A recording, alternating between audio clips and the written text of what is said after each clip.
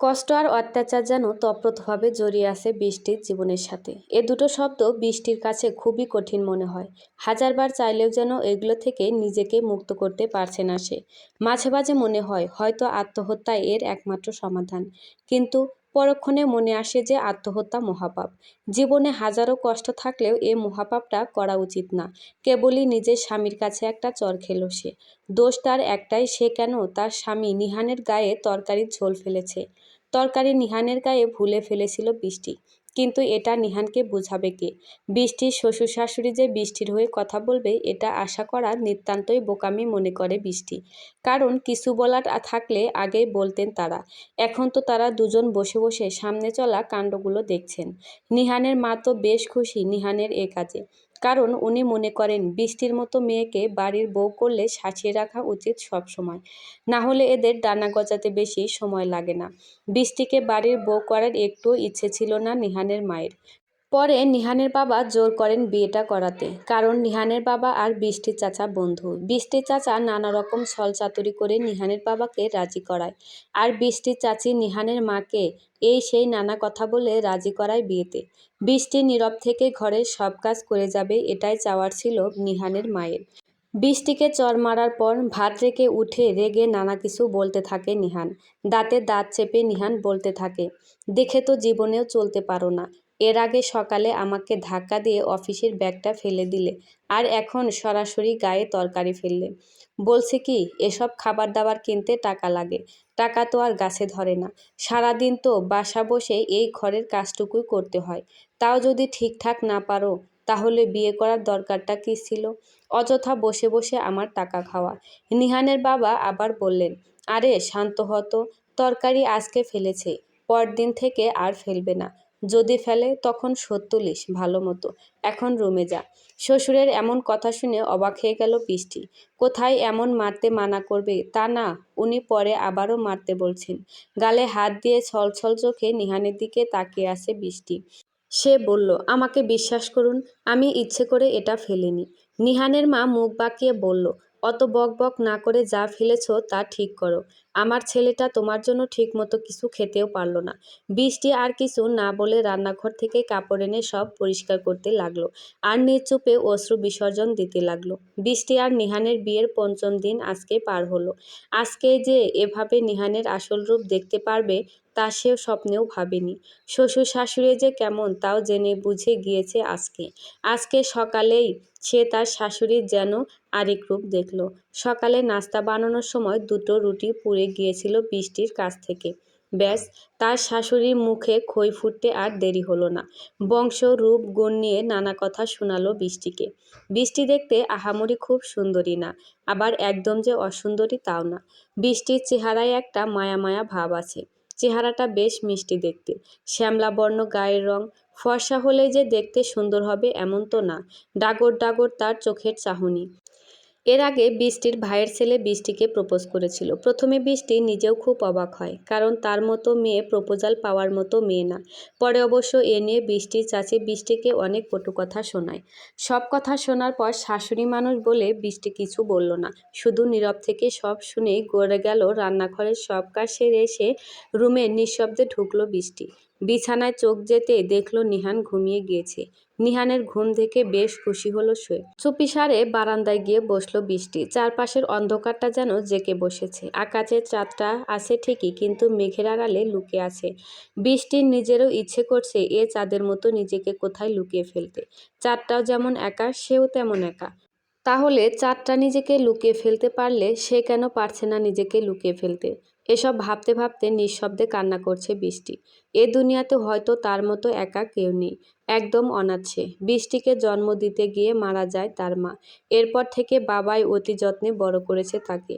কিন্তু খুব বেশি দিন থাকতে পারেনি সে তার বাবার সাথে। 7 বছর বয়সে বাবাকে হারায় সে। এরপর তার ভরণ পোষণের দায়িত্ব পড়ে তার একমাত্র চাচার ওপর। ছোট থাকতে চাচা একটু আদর করত, কিন্তু বড় হতে হতে সে আদরটুকু মিইয়ে যেতে লাগলো। চাচি তাকে একদমই সহ্য করতে পারতো না। চাচির কথায় চাচাও বৃষ্টিকে অপছন্দ করতে শুরু করে। তখন থেকে এ পর্যন্ত আপন বলতে বৃষ্টির আছে একমাত্র চাচাতো ভাই মামুন। একদম নিজের ছোট বোনের মতো ভালোবাসে মামুন তাকে। মামুন থাকায় চাচির হাতের মার থেকে বেশ কয়েকবার বেঁচে গিয়েছে সে। মামুনের আদর স্নেহে বারবার অভিভূত হয় সে। কারণ চাচা চাচির এমন কষ্ট দেওয়ার মাঝে একটু ভালো লাগে শুধু মামুনের ভালোবাসা দেখে।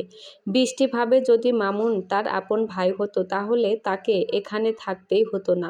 দুই ভাই বোন মিলে দূরে কোথাও শান্তিতে বসবাস করত। ১.৫ সপ্তাহ আগে হুট করে বৃষ্টি চাচি মামুনকে বিদেশে পাঠিয়ে দেয় মামুনের এক খালার কাছে। এক প্রকার জোর করেই মামুনকে বিদেশে পাঠায় তার মা। এর কারণটা বৃষ্টি তখন বুঝতে না পারলেও পরে ঠিকই বুঝতে পেরেছে। মামুনকে বিদেশে পাঠানো হয়েছিল যাতে করে বৃষ্টির বিয়েটা নিহানের সাথে কোনো প্রকার ঝামেলা ছাড়াই দেওয়া যায়। মামুনের মা অর্থাৎ বৃষ্টির চাচি এটা ভালো করে জানতো যে মামুন থাকলে কোনো মতেই বৃষ্টির বিয়ে নিহানের সাথে দেওয়া যেত না। তাই এত কিছু করা। নিহানের একটা কাপড়ের দোকান আছে।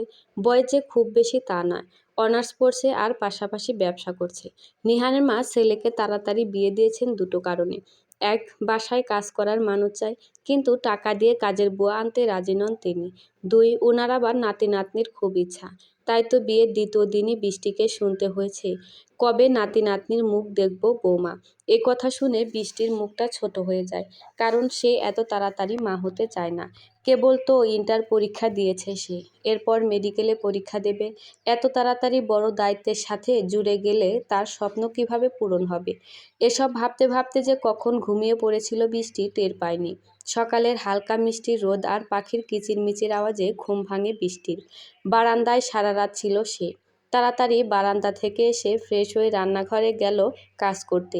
পুরো ঘর ঝাড়ু দিল, সকালে সব নাস্তা বানালো। আজকে বৃষ্টি খুব সাবধানে সাবধানে কাজ করছে যাতে কোনো প্রকার ভুল না হয়। কাজ শেষে রুমে এসে বসতে না বসতেই শাশুড়ির ডাক পড়ল খাবার সার্ভ করার জন্য। সবার খাওয়া দাওয়া শেষ হলে নিজে যে কিছু খাবে তারও উপায় নেই। খাবার বলতে শুধু বাকি ছিল হালকা পুড়ে যাওয়া একটা রুটি।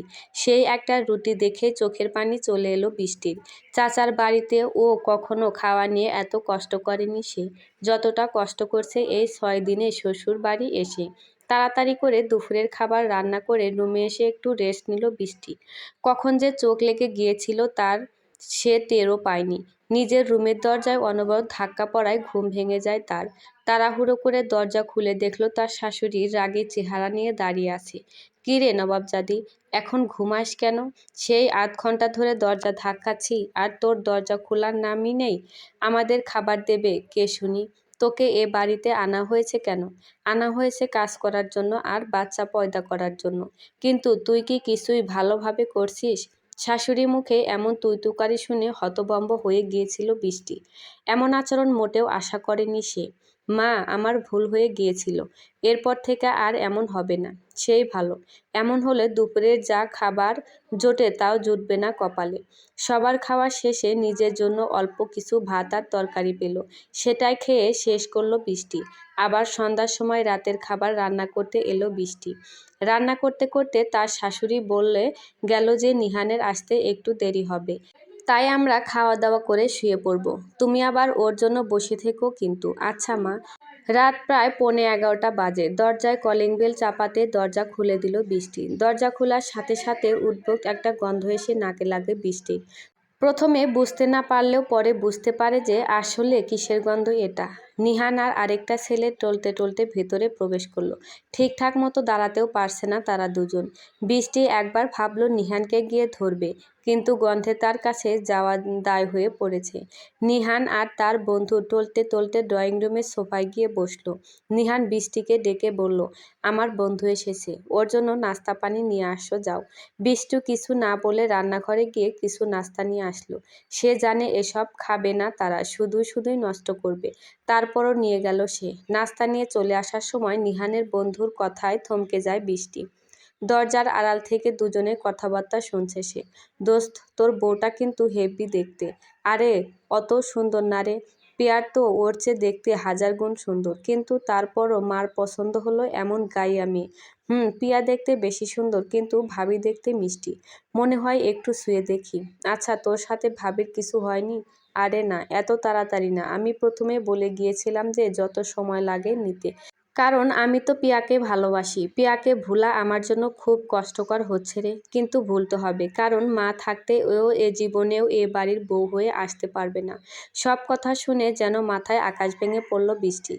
কি ভেবেছিল নিহানকে, আর কি হলো? এজন্যই এখন পর্যন্ত তাকে ছুঁয়েও দেখেনি। অবশ্য এর জন্য বেশ খুশিও সে। তারও সময়ের প্রয়োজন ছিল। সব শুনে রুমে এসে কান্না করতে লাগলো বৃষ্টি। অবশ্য আল্লাহর কাছে শুকরিয়া আদায় করছে সে, যে খুব তাড়াতাড়ি সবার আসল রূপ দেখতে পেয়েছে সে। বিছানায় বসে কান্না করতে করতে হঠাৎ বৃষ্টির মনে হলো যে কেউ তার কাঁধে হাত রেখেছে। পিছনে ফিরে দেখতেই সে অবাক হয়ে যায়, কারণ ব্যক্তিটা নিহানের সেই বন্ধু। মানুষটার চোখে অন্য কিছুর একটা ভাব। বৃষ্টি তা বুঝতে পেরে ধাক্কা দিয়ে দূরে সরিয়ে দেয় নিহানের বন্ধুকে। পরে গিয়ে আবারও উঠে বৃষ্টির দিকে এগুতে থাকে সে। এবার বৃষ্টি নিজের সর্বশক্তি দিয়ে ধাক্কা দেয় নিহানের বন্ধুকে। এতে রুমের বাইরে চলে যায় সে। আর সাথে সাথে বৃষ্টির দরজা আটকে দেয়। এসব থেকে বাঁচার একটাই উপায় মাথায় আসলো বৃষ্টির, আর তা হলো এ বাড়ি থেকে পালানো।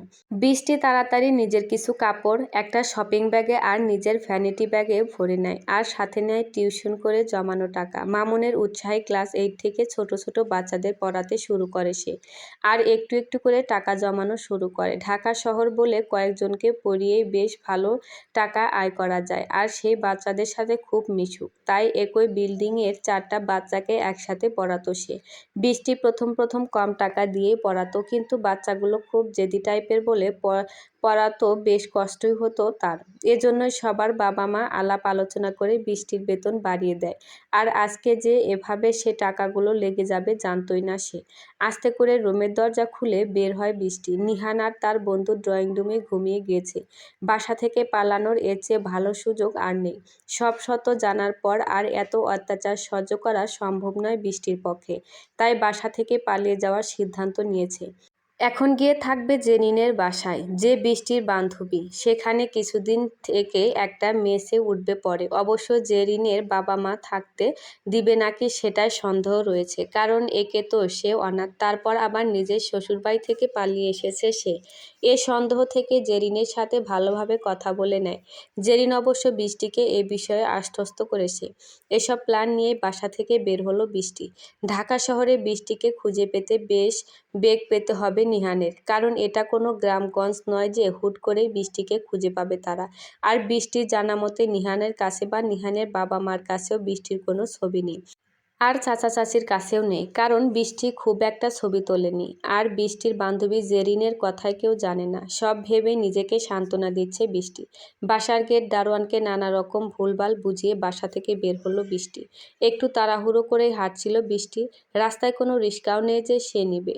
কিছু দূর যাওয়ার পর রাস্তায় দাঁড়িয়ে থাকা কিছু ছেলে নানা রকম বাজে কথা বলে বৃষ্টিকে। আর বৃষ্টির পিছু নিতে থাকে তারা। বোরকা পরে বের হয়েছে সে, তবুও শান্তি পায়নি এসব থেকে। ছেলেগুলো বৃষ্টির কাছাকাছি এগুতেই বৃষ্টি এবার দৌড়াতে শুরু করে।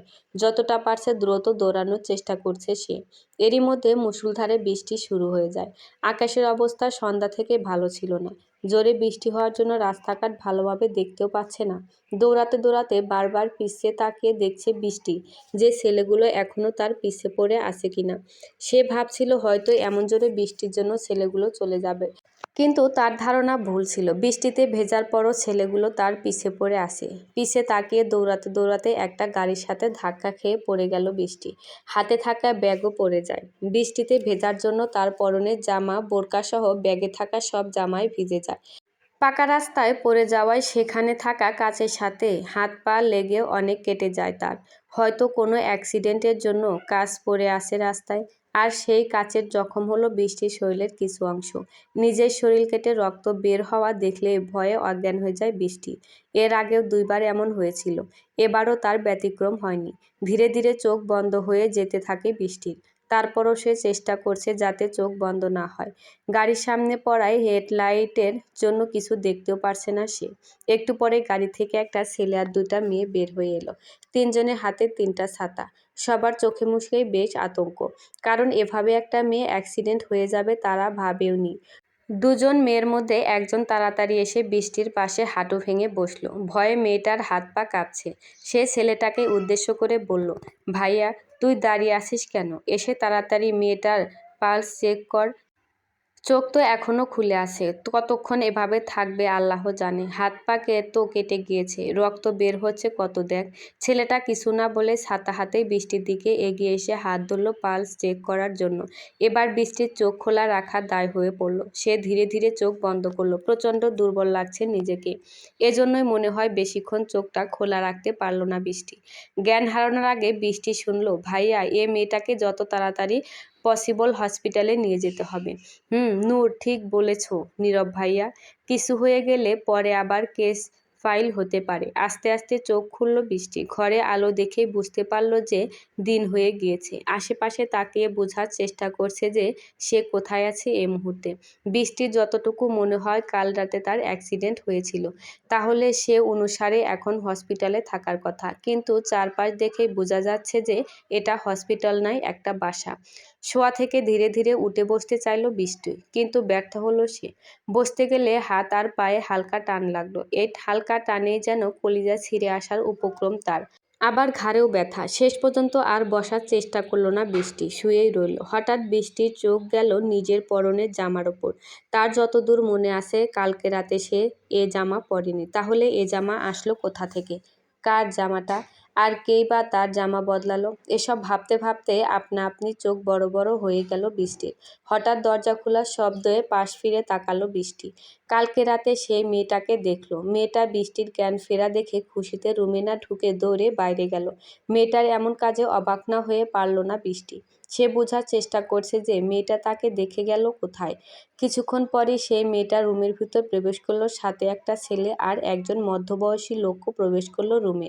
সেই লোকটা আর মেয়েটা বৃষ্টির পাশে এসে বসলো, আর ছেলেটা হাতে হাত গুটিয়ে পাশেই দাঁড়িয়ে রইল।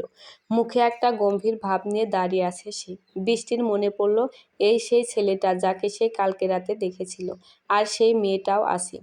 তবে সে দুজন মেয়ের মধ্যে একজন আছে, আরেকজন নেই। মধ্যবয়সী সেই লোকটা বৃষ্টির মাথায় হাত বুলিয়ে বলল, এখন কেমন আছো মা?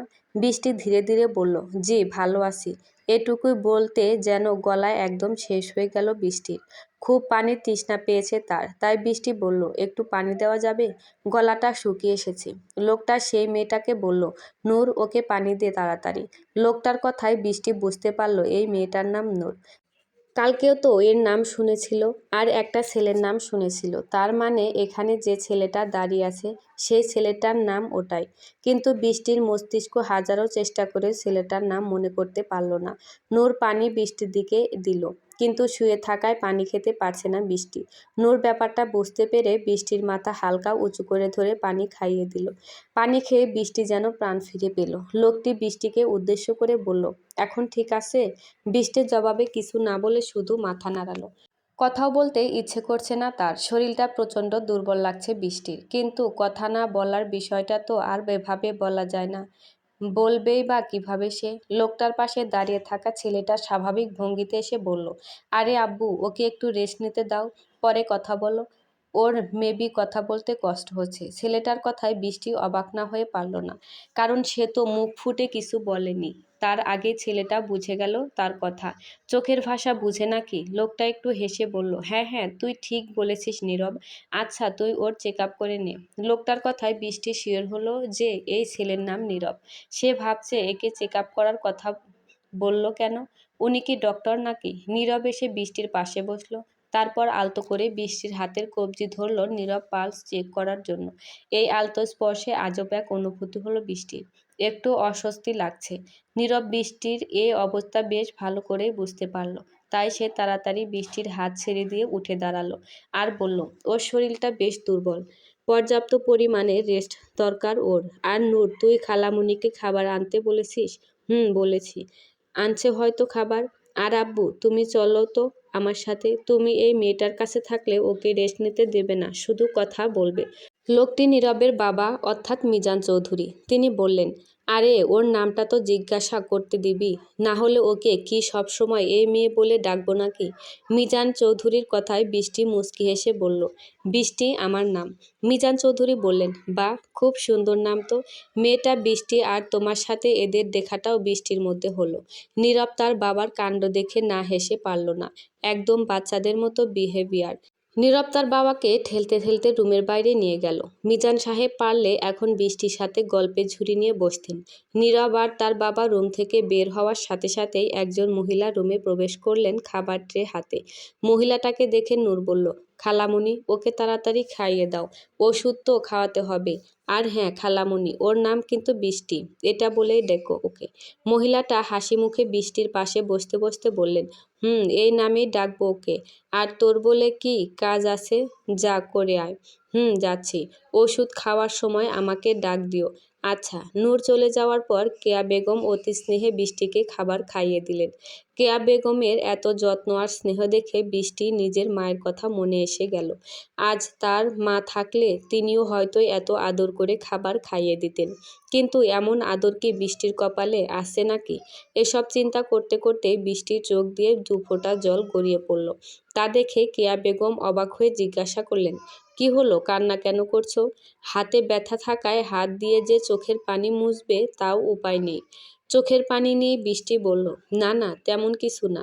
বৃষ্টির এ কথা মানতে নারাজ কেয়া বেগম। তিনি বললেন, কোনো না কোনো বিষয় অবশ্যই আছে, না হলে এভাবে কাঁদে কে?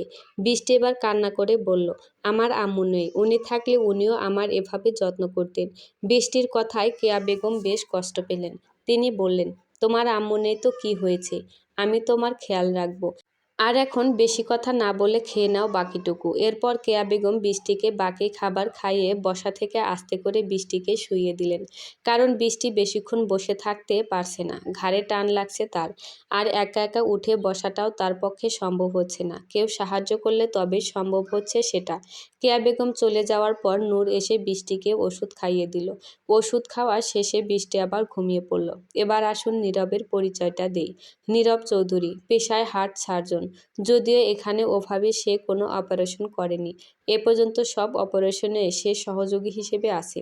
কানাডা থেকে 1 বছরের একটা ডিগ্রি নিয়ে আসলে সে পুরোদমে অপারেশন করবে। দেখতে মাশাআল্লাহ খুব সুন্দর, গায়ের রঙও বেশ উজ্জ্বল। একদম ফর্সা নয় সে, তবুও দেখতে হ্যান্ডসাম। তার আপন বলতে বাবা আর ছোট বোন নূর আছে। ছোট বোনকে নূরকে সে প্রচণ্ড বেশি ভালোবাসে, সব সময় নূরকে সে নজরে নজরে রাখে। এতে নূর মাঝে মাঝে বিরক্ত হলেও ভাইয়ের ভালোবাসার জন্য কিছু বলে না। নূরও একজন ডক্টর, এখনও পুরোপুরিভাবে ডক্টর হয়নি, ইন্টার্নি করছে সে।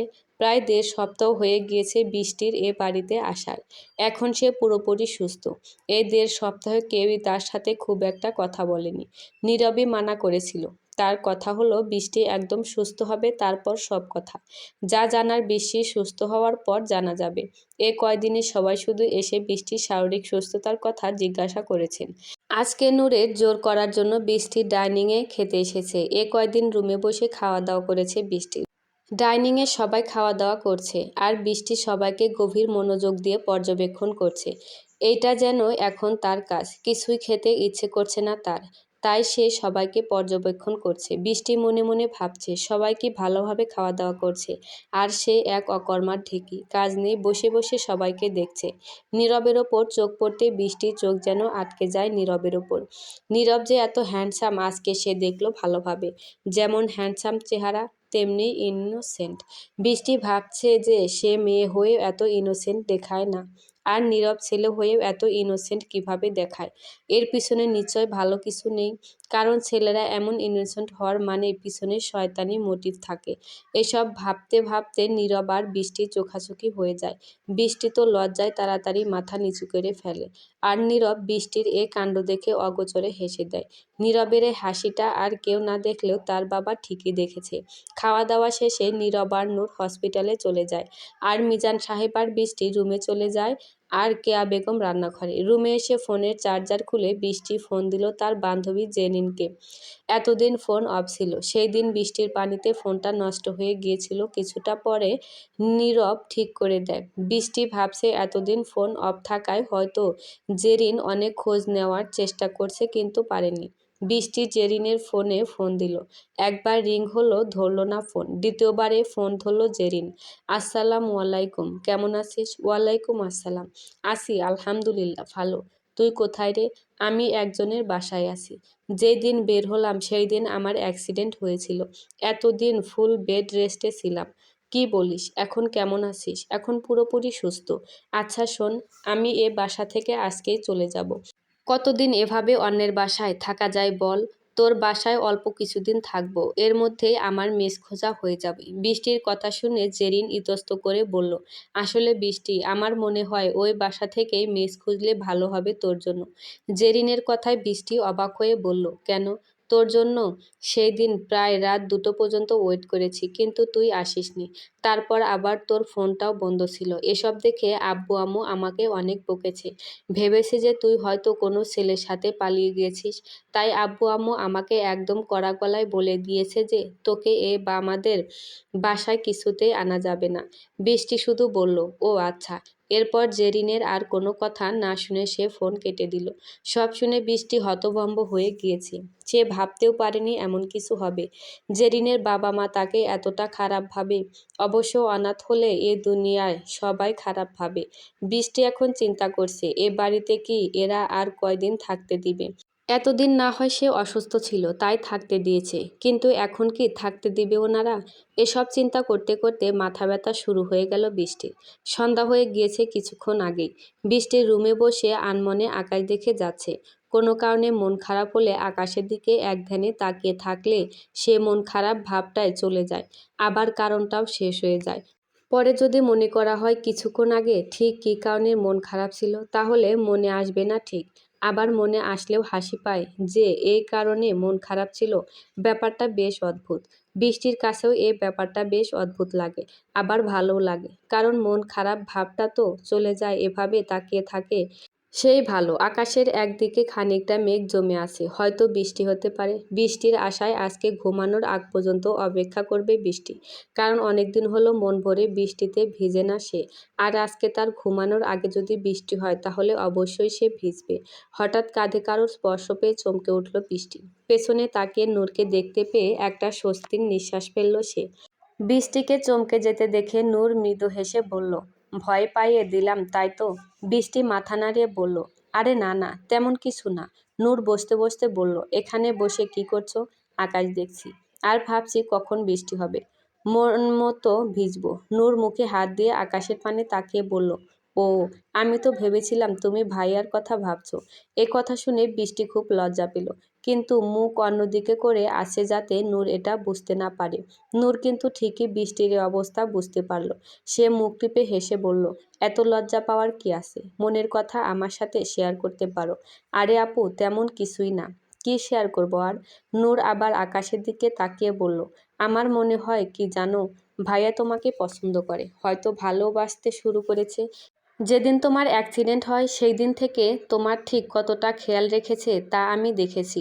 সময় মতো ওষুধ, সময় মতো খাওয়া দাওয়া, সব দিকেই ভাইয়া খেয়াল রেখেছে। যতটুকু সময় ভাইয়া হসপিটালে থাকে ততটা সময় খালামণিকে তোমার খেয়াল রাখতে বলে, আর তোমার সাথে কথা বলতেও মানা করেছিল। ভাইয়ার কথা হলো এই যে, আগে তুমি সম্পূর্ণ সুস্থ হবে, তারপর যা কথা বলার বলবে সবাই, তার আগে কিছুই না। সব কথা শুনে বৃষ্টি খুব অবাক হয়। নীরব যে তার এতটা কেয়ার করত সে তো জানে না। নীরব কি তাকে আসলেই পছন্দ করে? সেও তো নীরবকে পছন্দ করে। এসব ভাবতে ভাবতে পরক্ষণেই নিজেকে নিজেই বলল, ধ্যাত, এসব কি ভাবছি আমি? আমি বিবাহিত একটা মেয়ে। ওনার মতো ভালো মানুষ আমার মতো মেয়ে ডিজার্ভ করে না। আর হয়তো কিছুদিন পর ডিভোর্সিও হয়ে যাব। জেরিনকে বলে খুব তাড়াতাড়ি আমার আর নিহানের ডিভোর্সের ব্যবস্থা করতে হবে। ওর চাচু যেহেতু উকিল, এ কাজটা আরও ইজি হবে। এসব ভাবনার মাঝেই নূর বলল, কি ব্যাপার, কি চিন্তা করছো? কিছুই না তো। নূর বাচ্চাদের মতো মুখ করে বলল, তুমি একদমই ভালো না, আমাকে কিছুই বলো না। নূরের এমন কাজ দেখে বৃষ্টি ফিক করে হেসে ফেলে আর বলে, তোমাকে এভাবে খুব কিউট লাগছে। আর বলার মতো হলে অবশ্যই বলবো আপু। নূর ভ্রু কুঁচকে বলল, তার মানে কিছু চিন্তা করছিলে তুমি, যেটা আমাকে বলার মতো না। বৃষ্টি কিছু বলতে যাবে তার আগেই নূরকে ডাক দিল কেয়া বেগম। খালামণির ডাক শুনে তাড়াতাড়ি উঠে গেল নূর, আর বৃষ্টি আবারও আকাশ দেখার মনোযোগ দিল। কিছুক্ষণ পরেই কালো আকাশ ভেদ করে ঝুম বৃষ্টি শুরু হলো। চারিদিকে অন্ধকার হয়ে গিয়েছে। নূর যে রুমে থাকে সেই রুমের সামনে ছাদ বারান্দা আছে। এ ছাদ বারান্দা দিয়ে আবার নীরবের রুম আর মিজান সাহেবের রুমেও যাওয়া যায়। বৃষ্টি জোরে শুরু হওয়ায় মনটা জুড়ে গেল বৃষ্টির। সে আর এক মুহূর্তও দেরি না করে গেল ভিজতে। মন খুলে বৃষ্টিতে ভিজছে সে। মেঘের কণা থেকে পড়া প্রতিটি পানির বিন্দুকে অনুভব করার চেষ্টা করছে সে। চোখ বন্ধ করে আকাশের পানি মুখ করে আসে বৃষ্টি। হাত দুটো দুপাশে প্রসারিত করে বৃষ্টির প্রতিটি ফোঁটা নিজের করে নিচ্ছে সে। এভাবে মন ভরে ভেজার মজাই অন্যরকম। আর আশেপাশে কেউ না থাকলে তো কথাই নেই। কিন্তু বৃষ্টি তো আর টের পায়নি যে তাকে কেউ দেখছে চুপি চুপি। মন্ত্রমুগ্ধ হয়ে দেখছে সে মানুষটা বৃষ্টিকে। কিছুক্ষণ ভেজার পর ঠান্ডা লাগতে শুরু করলো বৃষ্টির। তবুও সে এ ঠান্ডাকে উপেক্ষা না করে ভিজতে লাগলো। এ সুযোগটা ছাড়ার মতো না। অনেকদিন পর এভাবে বৃষ্টিতে ভেজার সুযোগ পেয়েছে সে।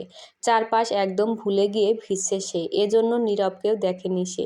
নীরব তার রুমের দরজায় হেলান দিয়ে বৃষ্টির বৃষ্টিবিলাস দেখছে। নীরবের কাছে মনে হয়েছে এভাবে বৃষ্টিতে ভেজা মনে হয় সবচেয়ে প্রশান্তির একটা কাজ। এত অনুভূতি নিয়ে বৃষ্টিতে ভিজে কে? যেমনটি ভিজছে বৃষ্টি। ছাদে জমা পানি পা দিয়ে ছিটিয়ে দিচ্ছে বৃষ্টি। এ সাধারণ কাজটাও অসাধারণ লাগছে নীরবের কাছে। সে মুগ্ধ দৃষ্টিতে দেখে যাচ্ছে বৃষ্টিকে।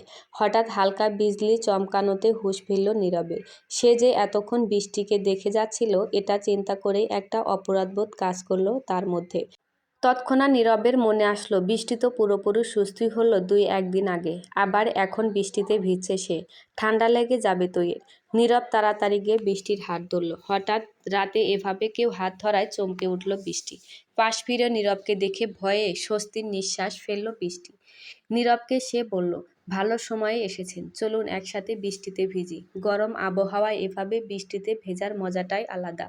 নীরব রাগী গলায় একটা ধমক দিয়ে বলল, তুমি সুস্থ হয়েছে কতদিন হলো হুম? নীরবের ধমক শুনে মাথা নিচু করে বৃষ্টি বলল, বেশি দিন না। তাহলে বৃষ্টিতে ভিজছো কেন? ঠান্ডা লাগানোর ইচ্ছে হয়েছে? এবার অসুস্থ হলে কে দেখবে আবার? চলো এখন। বলে হাত ধরে টানতে টানতে নিয়ে গেল বৃষ্টিকে।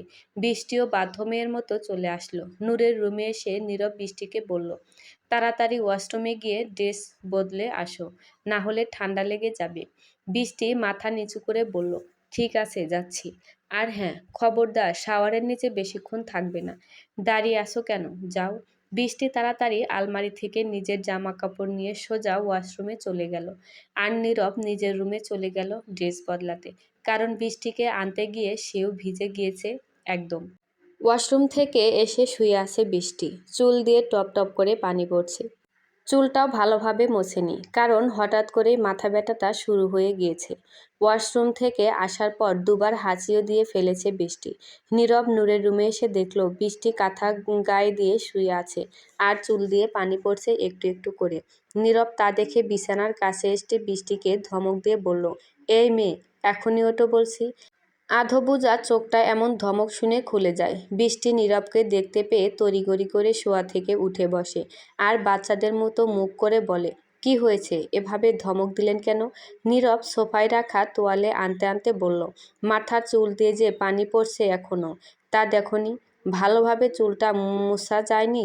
ঠান্ডা লাগানোর আরেকটা ধান্দা। আমার মাথা ব্যথা করছিল তাই মুছিনি। নীরব বৃষ্টির মাথায় চুল তোয়ালে দিয়ে মুছে দিচ্ছে আর বলছে, তাই বলে এভাবে করে রাখবে নাকি? ভালোভাবে চুল মুছেও শুতে পারতে।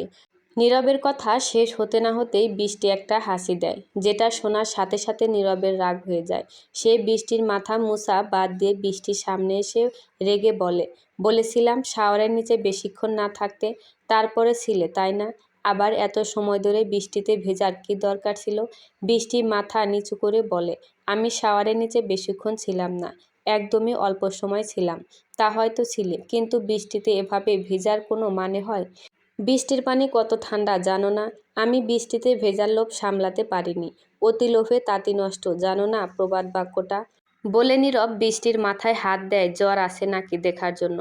বৃষ্টির মাথা গরম দেখে আঁতকে ওঠে নীরব। সে তাড়াতাড়ি ওষুধের বাক্স থেকে ওষুধ বের করতে করতে বলে, দেখেছো, এখন জ্বরও এসে গিয়েছে। সর্দি লাগলো, জ্বর আসলো, মাথা ব্যথা করছে, সবই তোমার লোভের জন্য। আর কোনোদিনও বৃষ্টিতে ভিজবে না বলে দিলাম। বৃষ্টি কিছু না বলে শুধু শুনে যাচ্ছে সব। নীরব বৃষ্টির কাছে ওষুধ দিয়ে বলল, তাড়াতাড়ি ওষুধ খেয়ে নাও। আমি খালামণিকে বলে ভাত পাঠাচ্ছি তোমার জন্য। বৃষ্টি ওষুধ তাড়াতাড়ি খেয়ে বলল, না না, আমি ভাত খাবো না প্লিজ, ঘুমাবো আমি। ভাত তোমাকে খেতেই হবে, আবার খাওয়ার পর আরেকটা ওষুধ খেতে হবে। সো বাচ্চামো না করে ভাত খেয়ে নিবে। নীরব বৃষ্টির উত্তরের অপেক্ষা না করে রুম থেকে বের হয়ে গেল। দরজার আড়াল থেকে এতক্ষণ সবই দেখছিল মিজান সাহেব আর নূর। নীরবের বৃষ্টির প্রতি মায়া আর কেয়ার দেখে মন ভরে গেল দুজনের। দুজনেই খুব খুশি। কেয়া বেগম রুমে এসে দেখলেন বৃষ্টি শুয়ে পড়েছে। তিনি রুমে থাকা টেবিলের ওপর খাবার রেখে বৃষ্টিকে ডাকতে লাগলেন। কাঁচা ঘুমের জন্য এক ডাকেই বৃষ্টি উঠে গেল। বৃষ্টির ওঠা দেখে কেয়া বেগম খাবার নিয়ে আসলেন বৃষ্টির কাছে। খাবার দেখে বৃষ্টি বলল, আন্টি আমি ভাত খাবো না প্লিজ, আমার একদম ইচ্ছে করছে না। তো কি খাবে? কিছুই না, আমার মাথাটা খুব ব্যথা করছে, সেজন্যই তো। খেয়ে দিয়ে ওষুধ খেয়ে ঘুমিয়ে পড়ো। আমার একটু খেতে ইচ্ছে করছে না, ভাত দেখে গা কেমন গুলিয়ে আসছে। হঠাৎ করে নীরব এসে বলল, খালামণি ও খাচ্ছে না কেন? কেয়া বেগম নীরবের হাতে ভাতের প্লেট দিয়ে বলল, ওর বলে গা গুলিয়ে আসছে ভাত দেখে, তাই খাবে না। আমি তো খাওয়াতে পারলাম না, এবার তুই ওকে খাবার খাওয়ানোর চেষ্টা কর।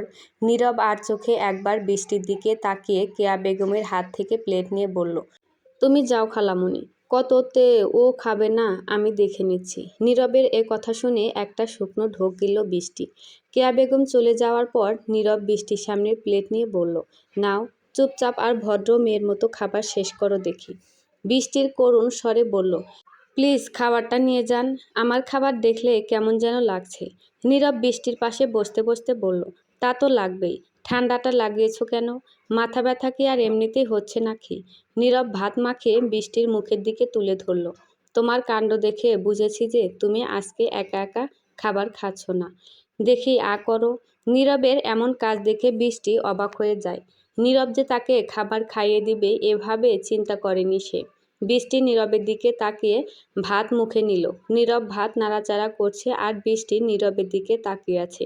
সে ভাবছে, উনি আমার এত কেয়ার নিচ্ছে কেন? আমি তো এসবের যোগ্য নই। উনি হয়তো আমাকে ভালোবাসেন, কিন্তু আমি ওনাকে ভালোবাসতে পারবো না। আমি বিবাহিত একটা মেয়ে, এ কারণে মিশে মায়ায় জড়িয়ে লাভ কি?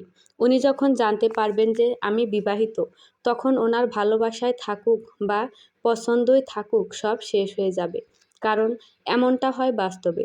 ভাত খাওয়া শেষে নীরব বৃষ্টিকে বলল, দেখলে তো, সব ভাতই শেষ হয়ে গেল। আমি না খাইয়ে দিলে তো তুমি খেতেই না। বৃষ্টি নীরবের চোখের দিকে তাকিয়ে ভাবলেশীনভাবে বলে, আমার এত কেয়ার কেন করছেন? কদিন পর তো চলেই যাব, অযথা মিশে মায়া বাড়াচ্ছেন কেন? বৃষ্টির এ কথা শুনে নীরব থমকে যায়। কী জবাব দেবে এর? কেন সে কেয়ার করছে বৃষ্টির? কেন এত ভালো লাগে এই মেয়েটাকে? পরক্ষণেই মন যেন জবাব দিয়ে দেয়, কেন মানে? তুই বৃষ্টিকে ভালোবাসিস, তাই ভালোবাসার মানুষের কেয়ার করতেই হয়, আর ভালোবাসার মানুষকে ভালো লাগবে এটা তো স্বাভাবিক ব্যাপার। নীরব মনের এসব প্রশ্নের উত্তর অপেক্ষা করে বলল, তুমি অসুস্থ তাই, আর একজন ডক্টর হিসেবে পেশেন্টের জন্য এসব করা স্বাভাবিক ব্যাপার। নীরবের কথা শুনে বৃষ্টি মনে হালকা একটু খারাপ লাগার অনুভূতি হলেও সেই অনুভূতিকে পাশ কাটিয়ে আগের মতোই বৃষ্টি বলে, ও আচ্ছা। নীরব বৃষ্টির দিকে পানির গ্লাস আর ওষুধ এগিয়ে দিয়ে বলল, কেন, তুমি কি অন্য কিছু মনে করেছিলে? ওষুধ খেয়ে পানির গ্লাসটা নীরবকে দিতে দিতে বৃষ্টি বলল, না তো, অন্য কিছু মনে করার কি আছে? তাহলে হঠাৎ এমন কোশ্চেন কেন? মন বলছে তাই। তোমার মনটা তো ভারী অদ্ভুত। বিপদে ফেলে দেওয়ার মতো প্রশ্ন ছুঁড়ে মারে। বৃষ্টি ভ্রু কুঁচকে বলল, বিপদে ফেলে দেওয়ার মতো মানে? নীরব রুম থেকে বের হতে হতে বলল, কিছু না, তুমি শুয়ে পড়ো। বৃষ্টি আর কিছু না বলে কাঁথা গায়ে দিয়ে শুয়ে পড়ে, আর নীরব রুমের লাইট অফ করে দিয়ে বলল, নূর চলে আসবে কিছুক্ষণের মধ্যে, তুমি ঘুমিয়ে পড়ো। নীরব চলে যাওয়ার পর বৃষ্টি চিন্তা করতে থাকে, আচ্ছা, নূর আপু কি তাহলে তখন কথাটা না জেনেই বলেছিল? উনি তো বললেন যে এজ এ ডক্টর উনি এসব করছেন, আর নূর আপু বললেন যে উনি আমাকে হয়তো পছন্দ করেন। ধ্যাত, এসবের কি আসে যায় আমার? উনি পছন্দ না করলেই আমার কি? আমার মধ্যে পছন্দের কোনো ব্যাপারই নেই, আর আমাকে পছন্দ করাও উচিত না। কালকে আমি সব কিছু বলে দিব। এভাবে সবাইকে অন্ধকারে রাখা উচিত না, বিশেষ করে নীরবের জন্য তো একদমই না। কালকে আঙ্কেলকে বলতে হবে কষ্ট করে একটা ম্যাচ দেখে দিতে। যত তাড়াতাড়ি আমি চলে যাব ততই মঙ্গল। সোফায় বসে বসে নীরব বৃষ্টির কথা চিন্তা করছে। হঠাৎ পাশে ফিরে দেখল মিজান সাহেব বসে আছেন তার পাশে। মিজান সাহেবকে দেখে খানিকটা চমকে উঠল নীরব। নীরবের এমন অবস্থা দেখে মিজান সাহেব মুচকি হেসে বললেন, বৃষ্টির ভাবনা তোকে এতটাই গ্রাস করেছে যে 2 মিনিট আগে এসে আমি এখানে বসে আছি সেটাও দেখিসনি। চোর ধরা পড়ার মতো নীরব যে ধরা পড়ে গেল, মিজান সাহেব এটা বেশ ভালোই বুঝতে পারলেন। নীরবের অবস্থা এখন এমন যে বাবার সামনে থেকে এক দৌড়ে পালায়। কি একটা লজ্জাকর পরিস্থিতি। নীরব আমতা আমতা করে বলল, আরে না আব্বু, এমন কিছুই না।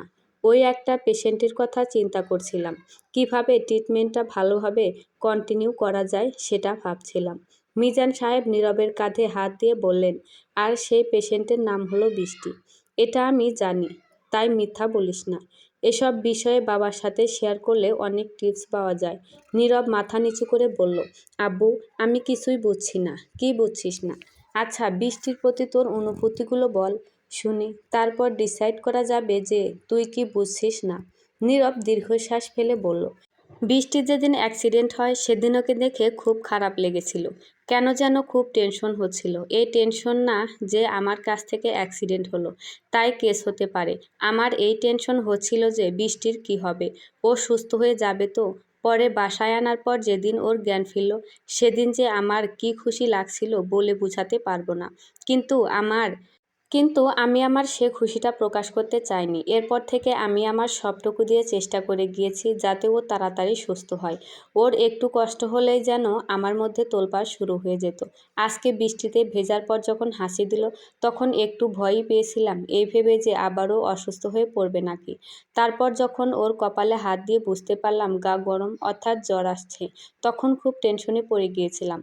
ওর একটু থেকে একটু কিছু হলেই আমি না নিজেকে ঠিক রাখতে পারি না, খুব অশান্তি লাগে। জানি না কেন এমন হচ্ছে। ওর সাথে তো পরিচয়ও বেশি দিনের না, তবুও ওর এত চিন্তা কেন হয়। মিজান সাহেব জোরে একটা শ্বাস টেনে চিন্তিত সুরে বললেন, ব্যাপারটা তো সাংঘাতিক। তোর সাথে বৃষ্টির পরিচয়ও বেশি দিনের না, তারপরেও এত কেয়ার ভাব আসছে কোথা থেকে? সেটাই তো আব্বু, এমন কেন হচ্ছে? মিজান সাহেব হেসে বললেন, আরে পাগলা, এটুকুও বুঝিস না? তুই ওর প্রেমে পড়েছিস রে। কিন্তু আব্বু, মাত্র কয়েকদিনের মধ্যে কারোর প্রতি ভালোবাসার সৃষ্টি হয় নাকি? আহা, তুই এত দিন নিয়ে পড়ে আছিস কেন? বৃষ্টি এ বাসায় এসেছে প্রায় 2 সপ্তাহ হতে চলল, আর এ কয়দিনে কারোর প্রতি ভালোবাসা তৈরি হওয়াটা স্বাভাবিক। হ্যাঁ, এটা হতে পারে যে ভালোবাসাটা গভীর হয় না। প্রথমে মায়া তৈরি, তারপর ধীরে ধীরে ভালোবাসাটা তীব্র আকার ধারণ করে। যেমন তোর মা আর আমার ভালোবাসা। তোর মাকে যেদিন দেখতে যাই সেই দিনই ওর মায়ায় পড়ে যায়। আর বিয়ের দিন এগুতে এগুতে ওর প্রতি আমার ভালোবাসাটাও জন্মে নেয়। আর বিয়ের পর থেকে এখন ও পর্যন্ত আমি তোর মাকে ভালোবাসি। এটা ঠিক যে আমার ভালোবাসার মানুষটা আমার সাথে নেই, কিন্তু তোর তো আছে। তাই সময় নষ্ট না করে কালকেই বৃষ্টির সাথে তোর বিয়ের কথা বলবো। নীরব অবাক হয়ে বলল, কিন্তু আব্বু, এত তাড়াতাড়ি বিয়ে? বিয়ে হলেই তো ভালো। বিয়ের পর দেখবি ওর প্রতি তোর ভালোবাসা কয়েক গুণ বৃদ্ধি পেয়েছে। কিন্তু আব্বু, ওর ফ্যামিলি? কালকে সকালে ওর সাথে আমি এ বিষয়ে কথা বলবো। আচ্ছা ঠিক আছে, তুই এখন শুয়ে পড়, আমি যাই। সকালে সবাই একসাথে নাস্তা করেছে। নীরব আজকে যেন বৃষ্টির ওপর থেকে চোখই সরাতে পারছে না। সাধারণ 3 পিস পরেছে। বৃষ্টি চোখ মুখে নেই কোনো সাজ, কিন্তু তারপরও নীরবের কাছে বৃষ্টিকে কোনো মায়াপরী চেয়ে কম লাগছে না। এত মায়াবী চেহারা দেখতে কারই না ভালো লাগে। নীরব বৃষ্টির ওপর থেকে চোখ সরালে আবার বৃষ্টি দেখছে নীরবকে। নীরব আজকে ব্ল্যাক একটা শার্ট পরেছে। মাথার চুলগুলো একটু অগোছালো টাইপের করে রাখা। এইটাই যেন একদম মানিয়েছে নীরবকে। ফর্সা গালে খোঁচা দাড়ি আর ব্ল্যাক শার্ট সব মিলিয়ে আজ নীরবকে দেখতে অনেক হ্যান্ডসাম লাগছে। না চাইতো বৃষ্টির বেহায়া চোখ দুটো নীরবকে দেখছে। নীরব আবার চোখ তুলে বৃষ্টির চাহনি দেখে হেসে ফেলে, আর বৃষ্টির সাথে সাথে চোখ নামিয়ে নেয়। এ যেন দুজনের চোখাচোখি খেলা চলছে। একবার নীরব তো একবার বৃষ্টি। খাওয়া দাওয়া শেষে সবাই ড্রয়িং রুমে বসেছে। নীরবের মুখে সুন্দর একটা হাসি দেখা যাচ্ছে আজকে, যা হয়তো কিছুক্ষণ পর মিলিয়ে যেতে পারে। মিজান সাহেব বৃষ্টিকে উদ্দেশ্য করে একটা দীর্ঘ নিঃশ্বাস ফেলে বললেন, তোমার সাথে খুব জরুরি কথা আছে। বৃষ্টি ভাবছে আঙ্কেলের জরুরি কথা শেষ হলে সে মেসের কথা বলবে। যে আঙ্কেল বলুন। তোমার আম্মু নেই সেটা জানি, কিন্তু তোমার আব্বু? বৃষ্টি মাথা নিচু করে বলল, আমার আব্বুও ছোট থাকতে মারা গিয়েছে। আমি চাচা চাচির কাছে থাকতাম। তো সেই দিন অত রাতে তুমি রাস্তায় কেন বের হয়েছিলে? তোমার চাচা চাচি কিছু জানে না? এতদিনেও তারা কোনো খোঁজ নেয়নি?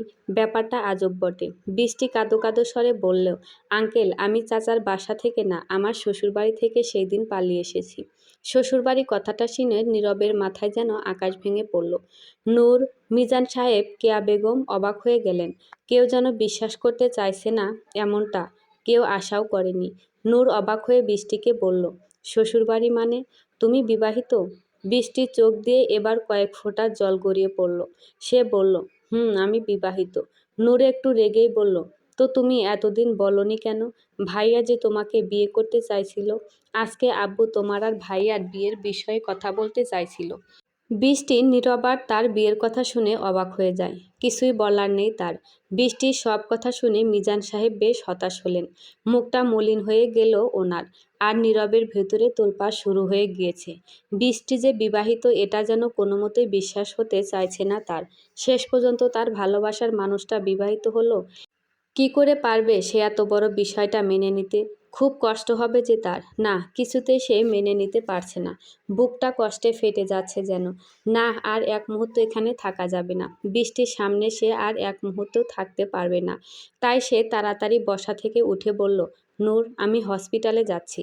আজকে ফিরতে আমার লেট হবে। কেউ যেন ওয়েট না করে। নূরকে এ কথা বলে নীরব আর একটু সেখানে দাঁড়িয়ে না থেকে চলে গেল।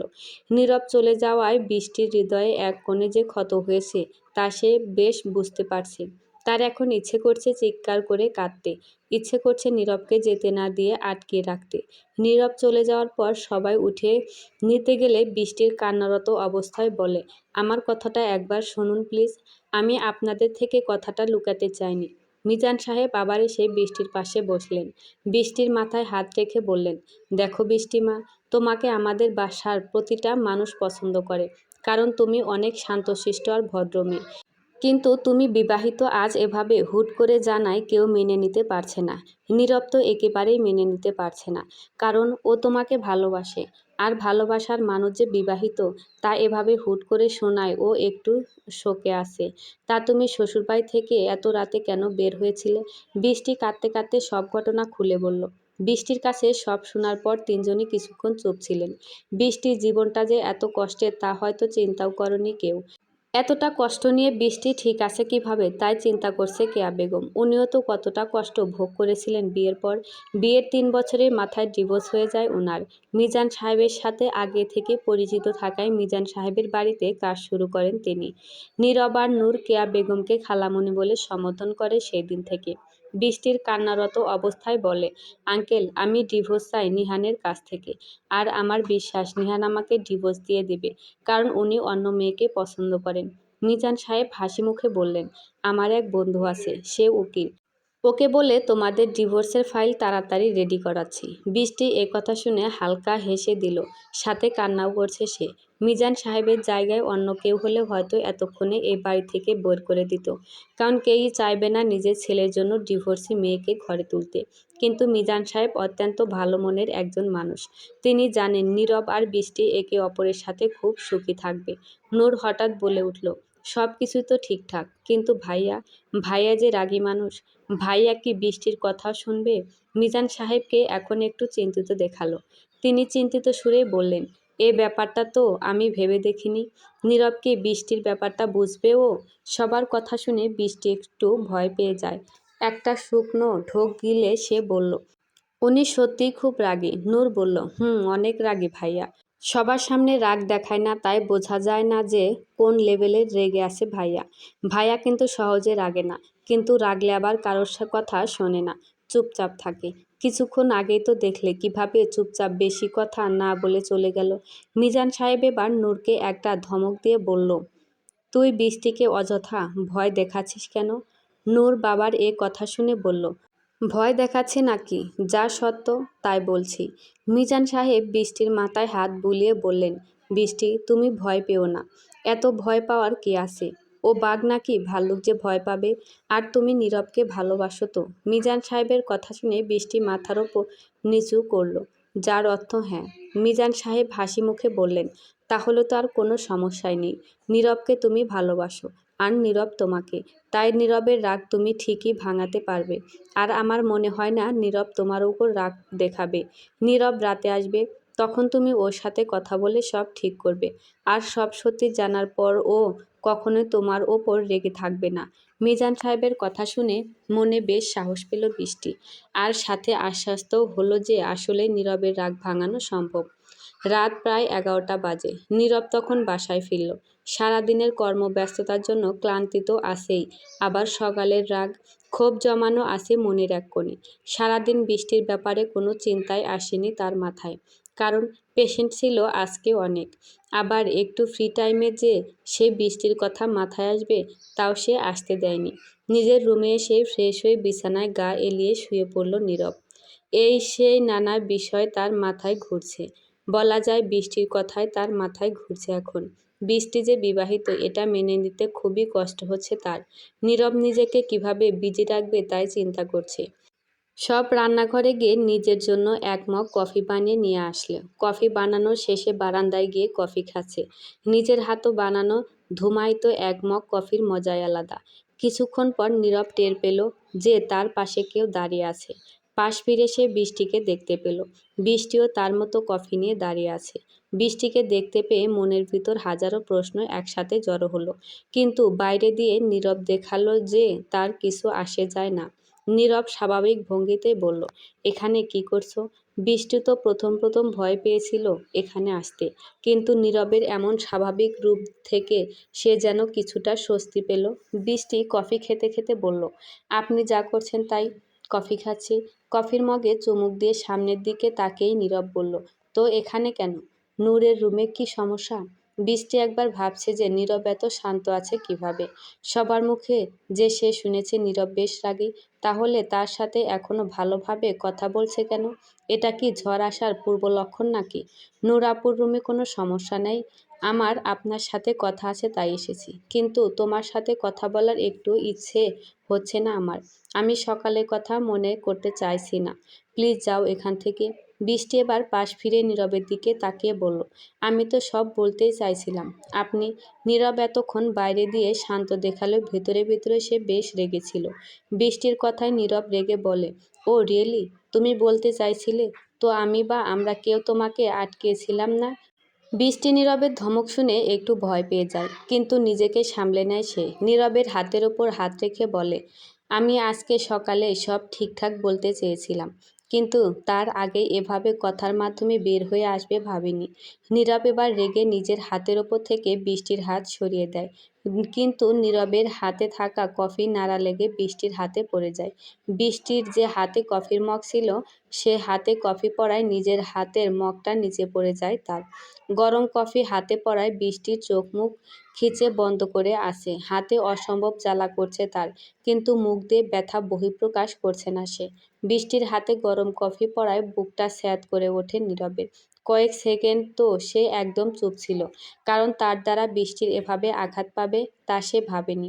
হাত জ্বালার কারণে বৃষ্টি এক হাত দিয়ে আরেক হাত ঘষা দিতে যাবে তার আগে নীরব বৃষ্টির হাত ধরে নিয়ে রুমে নিয়ে এসে খাটে বসিয়ে দেয়। নীরব তাড়াতাড়ি গিয়ে বার্নাল ক্রিম নিয়ে এসে বৃষ্টির পোড়া জায়গায় দিয়ে দেয়।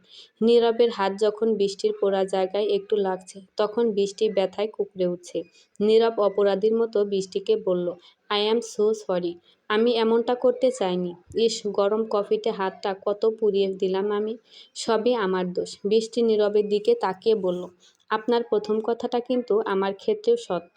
আমিও কিন্তু এমন করতে চাইনি। আমি চেয়েছিলাম সত্যটা তাড়াতাড়ি বলার, কিন্তু সুযোগ পাইনি। তাই বলে আমার কথাটা কি একবারও শুনবেন না? নীরব কিছু না বলে চুপ থাকে। তা দেখে বৃষ্টি বলল, আমার হাতটা পুড়ে যাওয়ায় আপনার রিয়েক্ট দেখে মনে হলো আমার অনেক কেয়ার করেন। আমায় নিয়ে বেশ চিন্তা আছে, কিন্তু আমার কথাটা শুনছেন না। একবার নীরব একটা দীর্ঘশ্বাস ফেলে বলল, আচ্ছা ঠিক আছে, সব শুনছি আমি। কি কি হয়েছে সব শুনবো। নীরবের কথা শুনে বৃষ্টি মুচকি একটি হাসি দেয়। বৃষ্টি এ হাসি যেন নীরবের হৃদয়ের এক সুখের সাগরে উৎপত্তি করে দেয়। বৃষ্টির কাছ থেকে সবটা শোনার পর একদিকে যেমন খুশিও হয়েছে নীরব, আবার একদিকে বেশ খারাপও লেগেছে তার। খুশি এই জন্য যে সে তার ভালোবাসার মানুষটাকে হারাবে না, সারা জীবনের জন্য নিজের করে নিবে। আবার খারাপ এজন্য যে বৃষ্টির জীবনটা কষ্টে পরিপূর্ণ, কতটা কষ্ট না পেয়েছে সে। কিন্তু নীরব এখন বৃষ্টিকে একটুও কষ্ট পেতে দিবে না, একটুও কান্না করতে দিবে না, সবটুকু দিয়ে সুখী রাখবে সে বৃষ্টিকে। অতীতের সব চিন্তা করে কান্না করছে বৃষ্টি। বৃষ্টির কান্না দেখে নীরব নিজের হাতের আঙ্গুল দিয়ে আলতো করে বৃষ্টির চোখের পানি মুছে দিল আর বলল, এই যে আমি ওয়াদা করলাম, আমার জন্য কখনো তোমার চোখে পানি আসবে না। আর আমি সর্বাত্মক চেষ্টা করে যাব যাতে তুমি অন্য কারোর জন্য কান্না না করো। আর তুমিও আমাকে ওয়াদা করবে যে অতীতের এসব খারাপ স্মৃতি কখনোই মনে করবে না। আর নিহানের কথা একদমই ভুলে যাও। বৃষ্টি হালকা হেসে জবাব দিল, হুম। এরই মধ্যে রুমে নূর, মিজান সাহেব আর কেয়া বেগম প্রবেশ করলেন। তাদের তিনজনের রুমের ভিতর ঢোকা দেখে তাড়াতাড়ি বসা থেকে উঠে দাঁড়ালো বৃষ্টি আর নীরব। দুজনকে একসাথে দেখে মিজান সাহেব খুব খুশি হলেন। তিনি এগিয়ে এসে বৃষ্টির উদ্দেশ্যে বললেন, কি বলেছিলাম না যে নীরব এর রাগ ঠিকই চলে যাবে। বৃষ্টি বাচ্চাদের মতো মুখ করে বলল, এমনি এমনি কি রাগ ভেঙেছে নাকি? আমার হাত পুড়েছে, তারপর রাগ গিয়েছে। এ কথা শুনে সবাই চোখ বড় বড় করে বৃষ্টির দিকে তাকায়। মিজান সাহেব চিন্তিত সুরে বললেন, কিভাবে হাত পুড়ল? আর বেশি খারাপ অবস্থা নাকি? বৃষ্টি বলল, খুব বেশি কিছু হয়নি। কফি পড়েছিল তো, তাই হাত একটু জ্বালাপোড়া করছে আর লাল হয়ে গিয়েছে, এই আর কি। কফি পড়ল কিভাবে?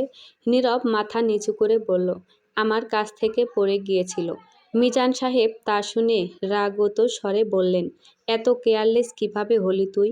বৃষ্টি বলল, আঙ্কেল কিছুই হয়নি তো, আর উনি ইচ্ছে করে ফেলেননি তো, ভুলে পড়ে গিয়েছিল। আর দেখুন, উনি বার্নাল ক্রিমও লাগিয়ে দিয়েছেন। মিজান সাহেব সরে এসে বললেন, তাহলে ঠিক আছে, কিন্তু নীরব, তুই এরপর থেকে খেয়াল রাখবি এমন ভুল যাতে না হয়। নীরব হাসি মুখে বৃষ্টির দিকে তাকিয়ে বলল, এরপর থেকে আমি বৃষ্টির খুব করে খেয়াল রাখবো, কোনো কষ্ট যাতে ওর সইতে না হয় সেদিকে খেয়াল রাখবো। নীরবের কথা শুনে বৃষ্টিও হাসি বিনিময় করলো। তা দেখে আবার নূর বলে উঠল, হয়েছে হয়েছে, দুই লাভ বার্ডস এর এত হাসি বিনিময় করতে হবে না। নূরের কথায় বৃষ্টি লজ্জায় মাথা নিচু করে ফেলল। আর নীরব নূরকে কিছু বলতে যাবে, তার আগেই মিজান সাহেব নীরবকে বললেন, আমি আমার বন্ধুর সাথে কথা বলেছি, ও কালকে সব কাগজপত্র নিয়ে আসবে। আর নিহানের সাথেও যোগাযোগ করেছি। ভাগ্য ভালো যে নিহান প্রথমেই রাজি হয়ে গিয়েছিল ডিভোর্সের জন্য। ও রাজি না হলে অনেক কাঠখড় পোড়াতে হতো। আল্লাহর কাছে শুক্রিয়া আদায় কর। সবটা শুনে নীরব আর বৃষ্টি খুবই খুশি হয়। তাদের এ খুশি দেখে নূর বলে, আহা, এত খুশি হইও না, কারণ এখনও তোমাদের বিয়ে হয়নি। আর আমার প্রিয় হবু ভাবি ডিভোর্স হওয়ার প্রায় 2-3 মাস পর বিয়ে করতে হবে, বুঝেছো? 2-3 মাস কথাটা শুনে সাথে সাথে নীরবের মুখটা একদম চুপসে যায়। তা দেখে নূর ফিক করে হেসে ওঠে আর বলে, তো আমার ভাইজান, এখন থেকে আপনার আর ভাবির মধ্যে রুম ডিস্টেন্স রিলেশনশিপ হবে। মানুষের হয় লং ডিস্টেন্স রিলেশনশিপ, বাট তোমাদেরটা হবে রুম ডিস্টেন্স রিলেশনশিপ।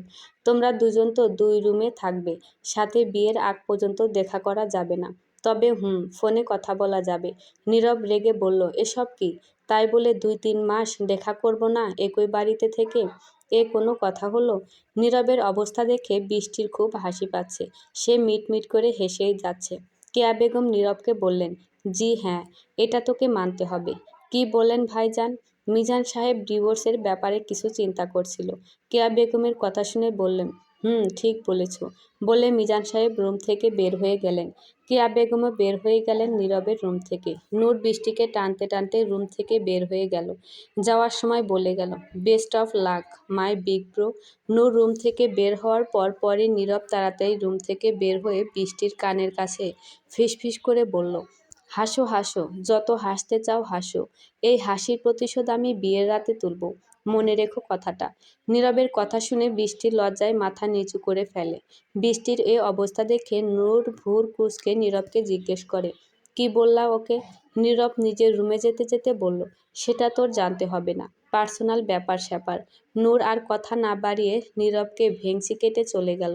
3 মাস পর আজকে নীরবদের বাসা খুব সুন্দর করে সাজানো হয়েছে। নীরব আর বৃষ্টির বিয়ে বলে কথা, সবার মাঝে ব্যাপক তোড়জোড়। নূরের আজকে খুশি ধরে না, একমাত্র ভাইয়ের বিয়ে বলে কথা। সব রীতিনীতি মেনে খুব ভালোভাবে নীরব আর বৃষ্টির বিয়ে হয়ে গেল। পুরো বাড়িতে আজ খুশির আমেজ। নূর বৃষ্টিকে বাসর ঘরে বসিয়ে দিয়ে চলে গেল। বৃষ্টি হার্টবিট প্রচণ্ড গতিতে চলছে। ভয়ও লাগছে, আবার এক ধরনের ভালো লাগাও কাজ করছে তার মধ্যে। হঠাৎ দরজা লাগানোর আওয়াজে বৃষ্টির সামনে তাকিয়ে দেখে নীরব এগিয়ে আসছে তার দিকে। মুখে হাসি তার, কিন্তু এ হাসি দেখে বৃষ্টির অবস্থা খারাপ প্রায়। নীরব বৃষ্টির পাশে বিছানায় বসে বলল, 3 মাস আগের কথা মনে আছে তো? নীরবের কথা শুনে বৃষ্টি লজ্জা পেয়ে মুচকি একটা হাসি দিল, যা দেখে নীরবের সারাদিনের ক্লান্তি যেন নিমিষেই দূর হয়ে গেল। সমাপ্ত।